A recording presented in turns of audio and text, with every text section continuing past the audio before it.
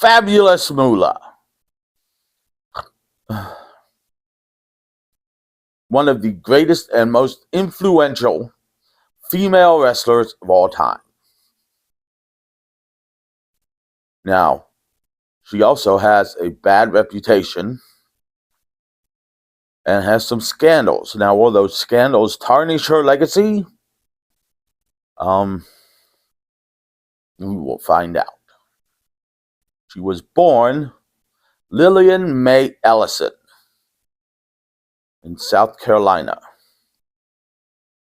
Her mother died when she was young, and she went to live with her grandparents on a farm.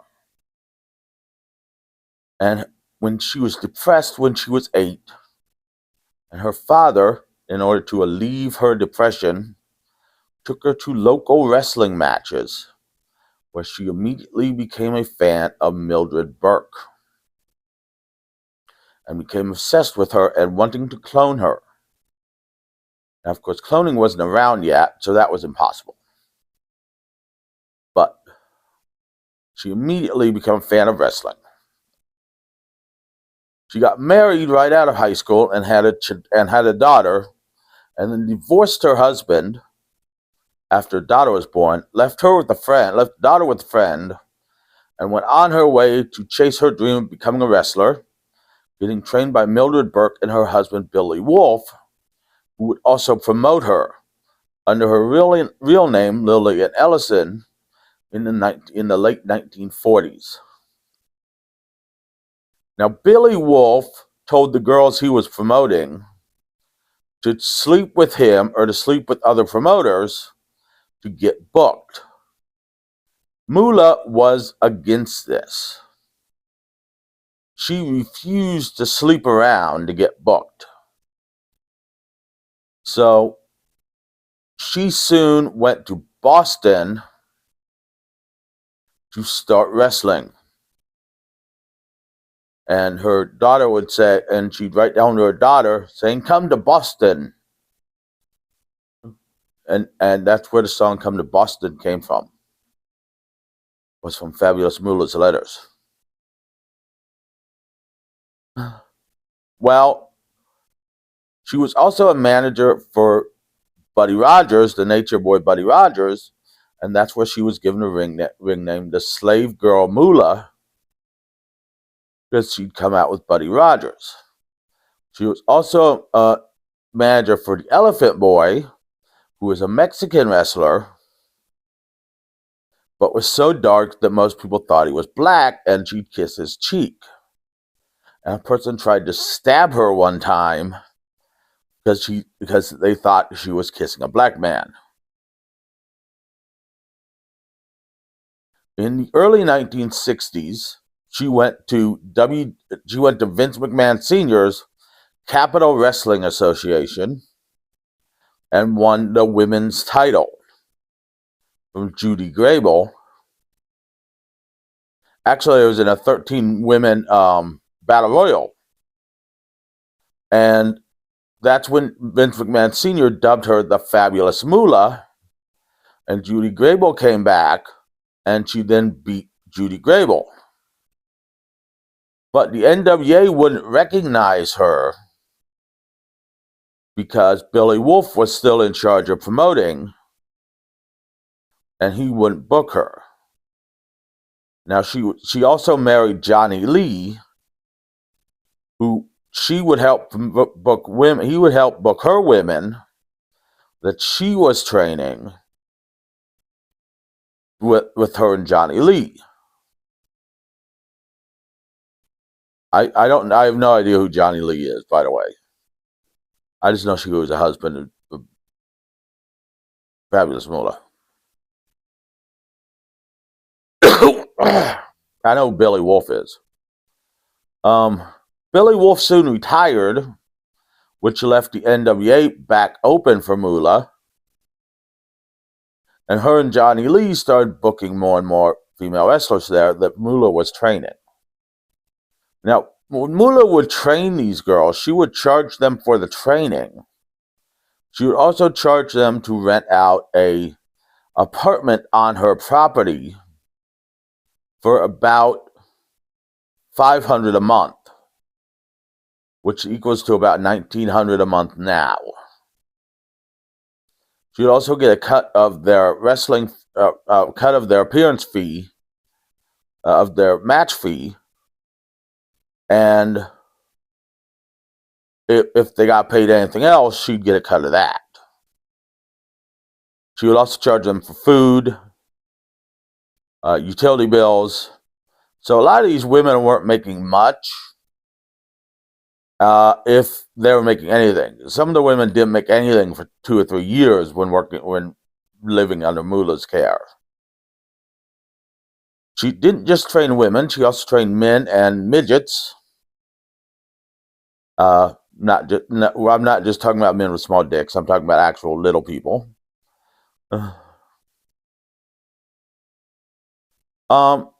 She trained most of the women wrestlers around that time, or had most of them under her promotion. So female wrestling went kind of stagnant during this time because Moolah put herself above all others and held the women's title for 10 years. Now, some women wrestlers that she was promoting claimed that she told them to go use drugs and alcohol. Some of them claim that is not true. I don't know. I mean, it's he said, she said now because Moolah never admitted to any of this. Just like a lot of the women who lived under her, just like some of the women who lived under her claimed that she would send them to various promotions to sleep with the men and then get on the card. And the men won't pay anything for this to get a spot on the card, and Moolah knew what she was doing with this. So Moolah was against that when she entered wrestling. So the question is, why was she doing that to her girls? And so, as I said, Moolah never admitted to any of this. Her husband died years before her. So it's all he said, she said right now, because some people say this never happened. They all agreed that she took a cut of their promotion fee, and she took her cut of their fees and paid, charged them rent and everything else, though. So, and then she didn't actually train the girls. She had her girls train the girls. They all admit to that. They all admit she was super cheap and rip you off money-wise. Now, in 1985, when the Rock and Wrestling Connection appeared in WWF, Vince McMahon named her as the women's champion to go up against Wendy Richter, and claimed she held the title for 28 years consecutively. She did not. She only held the title for over 10,000 days consecutively. I'm too old to do math. I'm not Asian either. So when Wendy Richter beat her at my brain's dead. My brain, it doesn't work. Took some jump cables to my ears and give me a jump. There's the one on MTV. But Wendy Richter beat her. It was a big deal. But then a few months later, Wendy Richter asked for Vince for more money.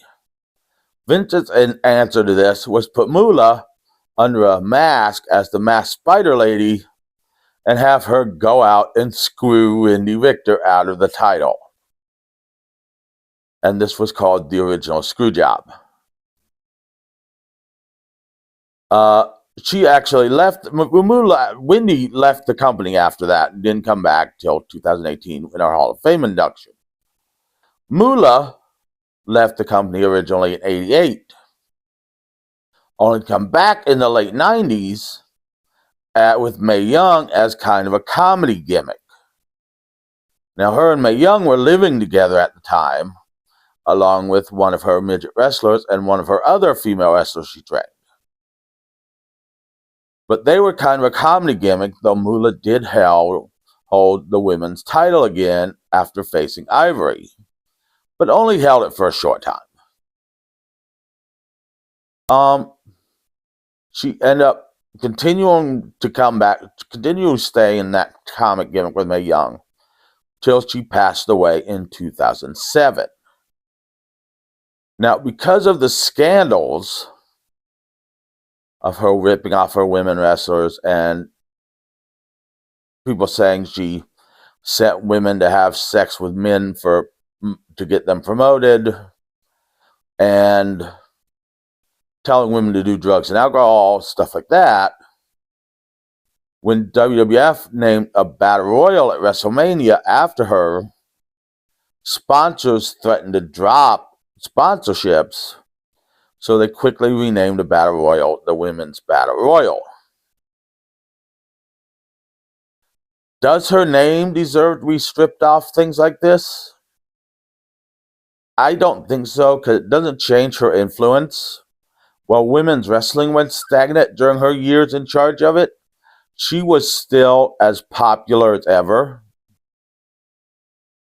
Her population, she stayed popular throughout the 80s, and even in the late 90s when she was doing comedy gimmicks, she was still popular.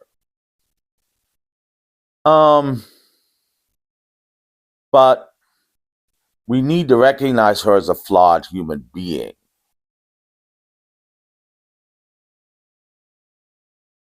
But everyone has flaws.